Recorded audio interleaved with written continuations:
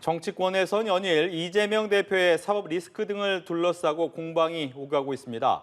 먼저 국민의힘은 더불어민주당이 추진 중인 검사 탄핵 등을 거론하며 화풀이식 탄핵쇼라고 비판했습니다. 네, 국회 취재기자 연결합니다. 이다현 기자. 네, 국민의힘은 연일 더불어민주당 이재명 대표의 사법 리스크를 파고들고 있습니다.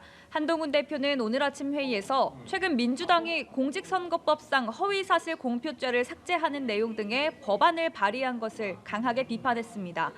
한 대표는 사법 시스템을 망가뜨려서라도 이재명 대표를 구하겠다는 일종의 아부성 법안이라고 지적했습니다. 추경호 원내대표는 이재명 대표 부부의 공직선거법 1심 판결이 모두 유죄로 나오자 거대 야당의 화풀이식 묻지마 탄핵쇼가 시작됐다고 말했습니다. 추 원내대표는 민주당의 이창수 서울중앙지검장 등 검사 탄핵과 김용현 국방부 장관 탄핵 방침 등을 거론하며 결국 이 대표 방탄을 위해 시간을 끌겠다는 속셈이라고 주장했습니다. 이런 가운데 한동훈 대표는 충북 청주를 찾아 당원 교육에서 특강을 하는 등 외연 확장에 나설 예정인데요.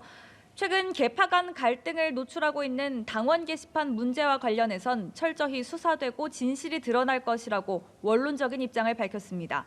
한 대표는 관련 의혹에 일일이 대응하지 않는 이유를 설명하면서 오히려 이재명 대표의 사법 리스크를 부각하기도 했습니다. 관련 발언 들어보시죠.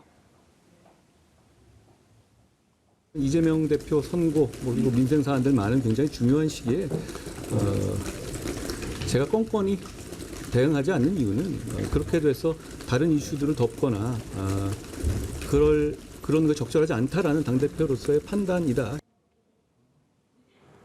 네, 반면 민주당은 야당 대표 죽이기를 멈추고 해병대원 순직 사건 국정조사와 김건희 여사 특검법을 수용하라면서 맞서고 있죠. 이 내용도 전해주시죠. 민주당은 윤석열 정권이 국기문란을 덮기 위해서 야당 대표 죽이기에 몰두하고 있다고 맹비난을 이어가고 있습니다. 박찬대 원내대표는 아침 회의에서 거짓말로 국민을 속여 시간을 벌고 국민의 시선을 야당 대표로 돌려 죄를 감추겠다는 심산이라고 주장했습니다. 동시에 정부의 실정을 부각하는 데 집중했는데요. 박 원내대표는 이른바 대통령 경로서를 언급하면서 해병대원 순직 사건에 대한 진상규명 필요성을 강조했습니다. 그러면서 국민의힘을 향해 즉시 국정조사에 협조하라고 촉구했습니다. 국민의힘은 의장실 측에 국정조사를 거부한다는 취지의 의견을 전달한 것으로 전해져 해병대원 국정조사를 둘러싼 여야 대치는 당분간 불가피할 것으로 관측됩니다. 동시에 민주당은 오늘도 명태균 씨가 2022년 지방선거 당시 국민의힘 공천 과정에 개입했다는 취지의 녹취를 추가로 공개하며 김건희 여사 특검법을 수용해야 한다는 압박을 이어갔습니다. 윤석열 대통령이 특검 거부권 행사 시기를 저울질하고 있다고 합니다. 민심을 배반하는 특검 거부는 정권 몰락으로 이어질 것입니다.